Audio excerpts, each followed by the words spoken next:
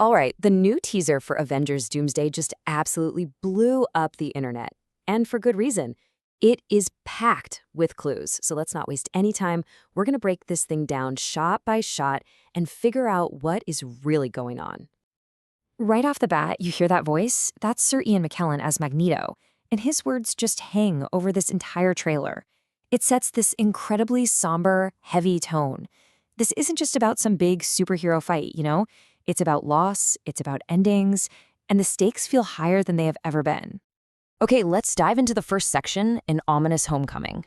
We're back at the X-Mansion, a place we all know and love, but something is very, very wrong. It feels less like a school and more like a crime scene. We just get this slow, haunting camera shot gliding through the hallways. And what's so creepy about it is the silence. It's a total ghost town. No students running around, no professors, nobody. And that's the big question, right? It's the one that just hangs in the air. This place should be buzzing with life, but it's deserted. So where did they all go? And here's our first real clue. The plaque for Xavier's School for Gifted Youngsters, it's not on the wall. It's on the floor, and it is completely shattered and battle damaged. This pretty much confirms our worst fears. A massive fight went down here. In the middle of all this destruction, we find two people. And it seems like we're watching a final, quiet game between the two men who started this whole thing, Charles Xavier and Eric Lensher. And yes, they're back. Patrick Stewart and Ian McKellen together again. But hey, pay attention to Xavier's wheelchair. That's not the yellow hover chair we saw in Multiverse of Madness. Nope, that's the classic old-school chair from the original movies. That is a very deliberate choice, telling us exactly which timeline we're in. Now look at how they're dressed, because it tells a story. Xavier's wearing this militaristic jacket like he's ready for war. But Magneto? He's in these simple, casual clothes. With a long beard, he just looks like a broken man. It's like whatever happened here, it might have actually hit him the hardest. And then you see this moment. All those years of fighting, of being on opposite sides, it's all gone. They're just two old friends, holding hands, bracing themselves together for whatever is coming next. It's a really powerful shot.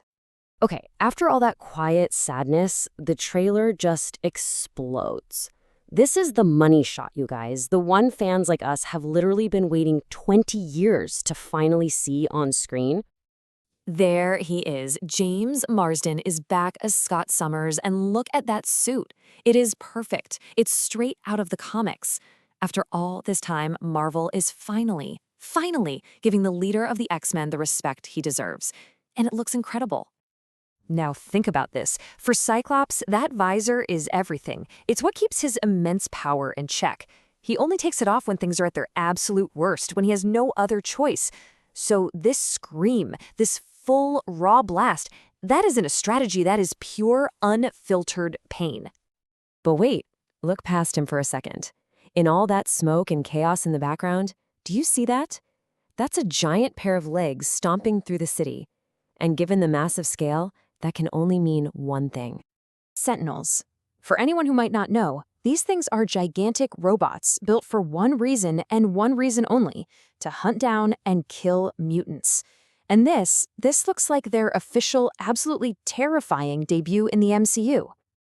Okay, so let's put the pieces together. We've got an empty mansion, a heartbroken Magneto, a furious Cyclops, and now Sentinels rampaging. Let's connect these dots and see if we can figure out who's pulling the strings. All signs are pointing toward one man, Dr. Doom.